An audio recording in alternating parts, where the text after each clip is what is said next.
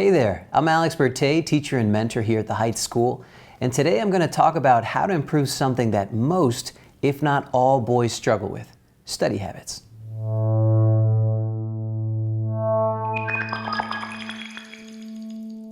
I can feel it through the screen. Many of you have just paused what you're doing to key in a little closer. That's because I'm sure many of you have had moments like my mother, right, where she's like, "How are you going to study on the floor?" Or, "You're done already?" I'm like, yeah, it's already been 5 minutes. Well, I'd like to share some good habits that will help your son or student improve his quality of study.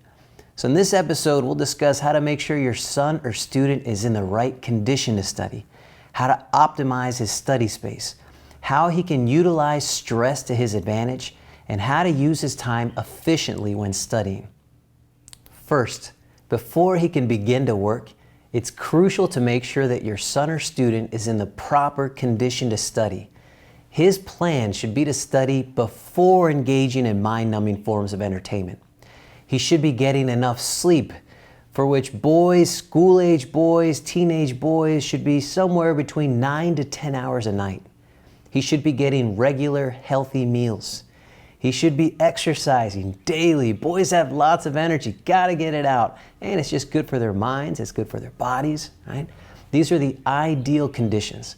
And I would say that if your son or student is struggling in more than one of these areas, stop right here and tend to whatever checkbox is empty, and then come back.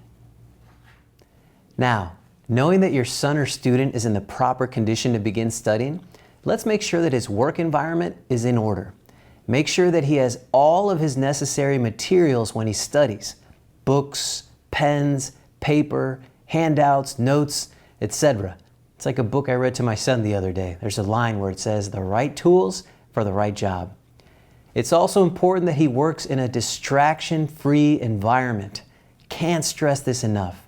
No TV, no phone, nor a computer unless absolutely necessary for his work. And even then, you might need to check on it a little bit from time to time. Finally, his study area should be well lit, clean, and orderly. Great. Now, assuming that your son or student has prepared his study space and is in the optimal condition to study, the next question I want to help you with today is, how can your son or student make better use of his time so that he is more productive and efficient when he studies? First, a little brain 101. Kelly McGonigal, a Stanford psychologist, wrote a book called The Upside of Stress: Why Stress is Good for You and How You Can Get Good at It. In her book, she states that some stress isn't necessarily a bad thing. In fact, stress can be incredibly useful. Why? Because stress can be motivating. It can spur us into action when we need to get going. If we're never stressed, we'll probably never do a lot of the things that we need to get done, or we'll be way delayed in doing them. Her research uncovered that the manner in which we interpret stress, that is, the way we ascribe meaning to it, has real-life physiological consequences for us. Physiologically, our brain releases chemicals that can either enhance or impede our performance depending on the way we interpret stress. A positive response to stress can make us stronger, faster, and more up for the challenge, while a negative response will increase the likelihood that we'll wilt like a flower. The key to utilizing stress is to view stress-inducing experiences as opportunities for some good that benefits us in the world around us, as opposed to viewing stress as something fearful and threatening. So what does this have to do with studying? Well, studying can be stressful, and it should be stressful. And not every boy inherently tackles his academics with confidence, enjoyment, and wonder. Some boys get overwhelmed to the point of procrastinating down to the last minute, or just not doing it at all. And then they end up bailing out water from their sinking ship, metaphorically speaking. I've been there. Here's what I recommend you try to teach your son or student. Tell him that before he begins studying, to take a minute or two to clear his mind. Do some deep breathing while sitting down and focusing on his breath. This is really going to help center him, balance him. You can think of his mind like a pond. A stone has been thrown in it, and now he's just giving everything a chance to settle. Make a schedule with blocks of time for how long he plans to work on each subject. Set a goal for what he wants to have accomplished during each time block he has set up. This goal should be ambitious but not impossible. It could be covering a certain amount of material in a given amount of time, or memorizing key information, or writing out a rough draft of an introduction. Now, break up those blocks into smaller increments of time.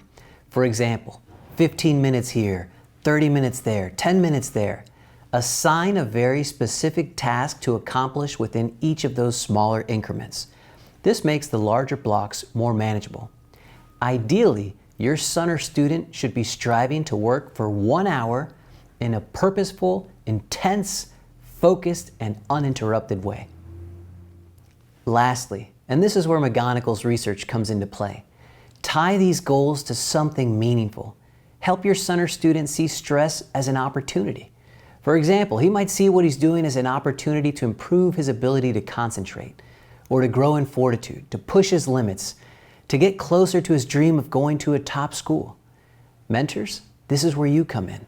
It's important to find what drives your mentee, what his dreams are.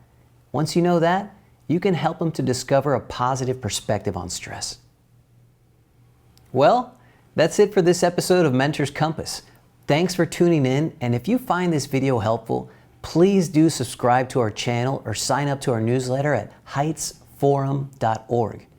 Also, don't forget, if you have any questions, feel free to leave them in the comments section below. As always, thanks for watching. I'm Alex Berthet, and I'll see you next time.